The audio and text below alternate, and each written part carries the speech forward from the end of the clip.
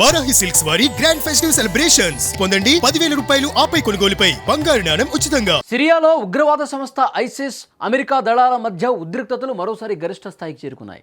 గత నెలలో జరిగిన ఉగ్రదాడిలో అమెరికా సైనికులు ప్రాణాలు కోల్పోయిన నేపథ్యంలో దానికి ప్రతిస్పందనగా అమెరికా సెంట్రల్ కమాండ్ భారీ వైమానిక దాడులు నిర్వహించింది. ఆపరేషన్ హ్యాక్ ఐ స్ట్రైక్ పేరుతో చేపట్టిన ఈ దాడుల్లో ఐసిస్కు చెందిన కీలక మౌలిక సదుపాయాలు ధ్వంసమయ్యాయి.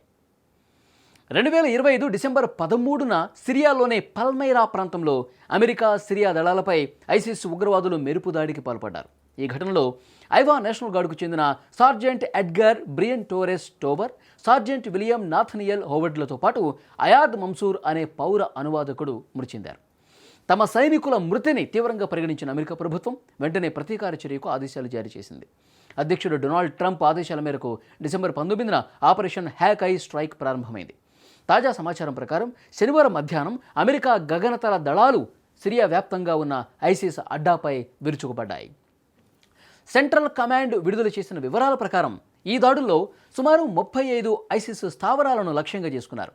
2 డజన్లకు పైగా యుద్ధ విమానాలు ఈ ఆపరేషన్లో పాల్గొన్నాయి. 90కి పైగా ప్రెసిషన్ మునిషన్లను ఉపయోగించి ఉగ్రవాదుల ఆయుధ నిల్వలు, శిక్షణ కేంద్రాలు, అలాగే కమాండ్ సెంటర్లను ధ్వంసం చేశారు.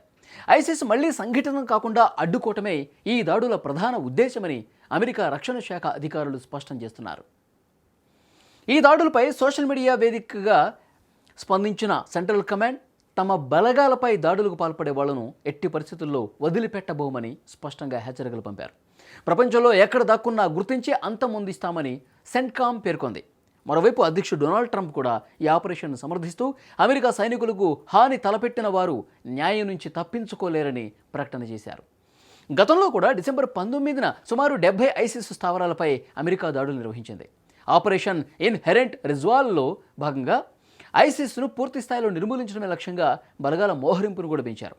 ఈ ఏడాది ప్రారంభంలోనే సుమారు 1800 మంది అదనపు సైనికుల్ని మధ్య ప్రాచ్యానికి పంపటం గమనార్హం. సిరియాలో నెలకొన్న అస్థిరతను ఆసరాగా చేసుకుని ఐసిస్ మళ్లీ పుంజుకోవాలని చూస్తోంది. ఈ క్రమంలో అమెరికా జరిపిన దాడులు ఉగ్రవాద అణిచివేతలో కీలకమని రక్షణ రంగ నిపుణులు భావిస్తున్నారు. అయితే ఉగ్రవాద నెట్వర్క్ను దెబ్బతీయడం ద్వారా ప్రపంచవ్యాప్తంగా భద్రత పెరుగుతుంది. ఈ దాడుల వల్ల మధ్య ప్రాచ్య ప్రాంతంలో ఉద్రిక్తతలు పెరిగి ఇతర దేశాల ప్రమేయానికి దారితీసే ప్రమాదం ఉంది. సిరియా గడ్డపై శాంతి నెలకొంటుందా లేక ఈ దాడులు మరొక యుద్ధానికి కారణం అవుతాయా అన్నది అంతర్జాతీయ సమాజంలో చర్చ జరుగుతోంది. మొత్తానికి అమెరికా సైనికుల మృతికి ప్రతీకారంగా జరుగుతున్న ఈ పరిణామాలు సిరియాలో మరింత యుద్ధ ఉద్రిక్తతను పెంచుతున్నాయి. భవిష్యత్తులో ఈ దాడులు ఎంతవరకు వెళతాయన్నది కూడా చూడాల్సినటువంటి అవసరం ఉంది.